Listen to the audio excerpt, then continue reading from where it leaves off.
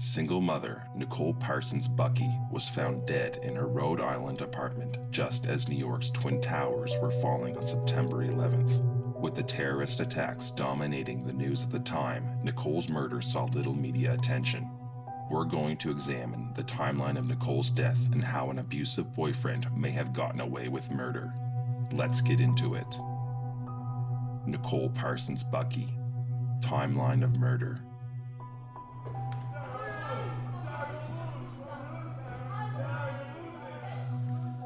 A neighbor calls police after hearing Nicole and her live-in boyfriend Huggy fighting. Patrolman George Smith drives to the house and sees two males walking away. They run when he calls to them. Inside, Officer Smith finds Nicole. She confirms she had a fight with her boyfriend the previous day because he was upset that she had gone out without him. According to the police report, he grabbed her by the arms, dragged her from the apartment, and locked her out. Firefighters were called to help Nicole open the door and get back inside the apartment. After gaining entry, firefighters left, with Nicole locking the door behind them.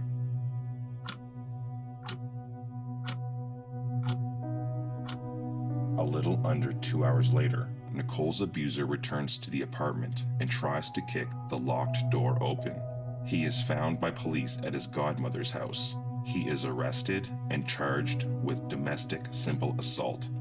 After police leave, a neighbor stays with Nicole until 9 a.m.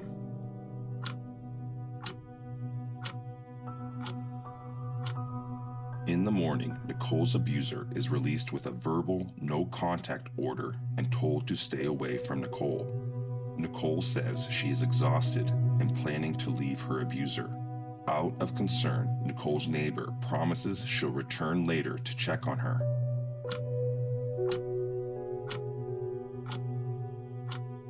Nicole's abuser returns to her apartment with relatives and claims he only wants to get his personal belongings. Nicole is on the phone with a close friend and says Huggy and his family are going to kill her. Police are called again. Upon arrival, they tell Huggy to leave. Despite violating the no-contact order issued that morning, he is not arrested again.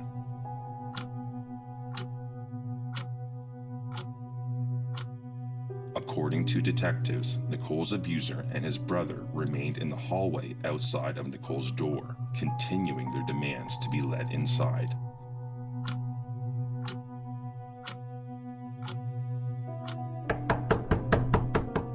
Nicole's neighbors once again see her abuser kicking and banging on her door, shouting at Nicole to open the door and be let inside.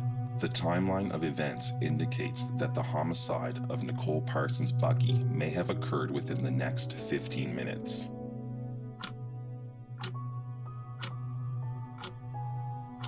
Nicole's neighbor returns.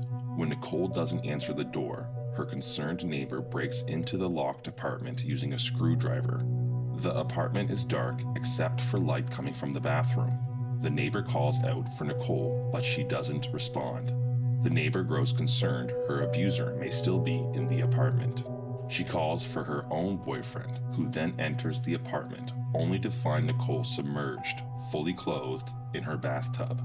She is curled up in a fetal position and face down in less than a foot of water. The shower curtain is ripped down and a blow dryer sits beside the tub. The couple calls 911.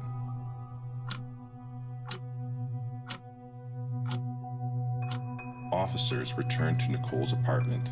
Ignoring the events of the past 24 hours, they initially call in Nicole's death as a suicide.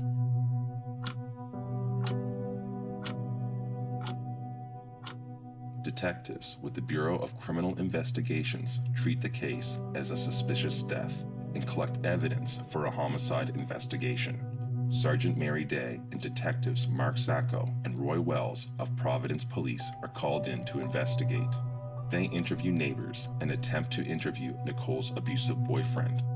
A Providence attorney returns their call and advises Huggy won't speak to investigators without a warrant. Detectives rule out a robbery gone wrong scenario when they find a bucket of change and an expensive watch untouched.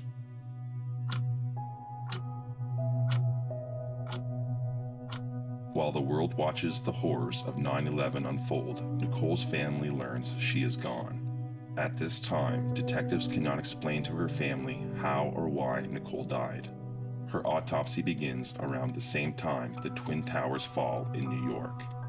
With the American nation fixated on the New York tragedy, her case does not receive immediate attention from the media.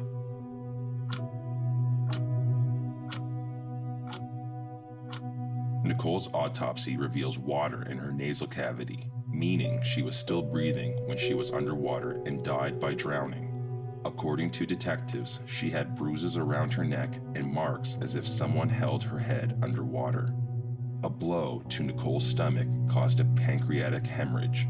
She had bruises on her arms from where her abuser grabbed her and dragged her out of the apartment. His nickname, Huggy, was crudely tattooed on her body. A toxicology screening reveals Welberton, an antidepressant, and diapills were present in Nicole's system, but not enough to cause an overdose.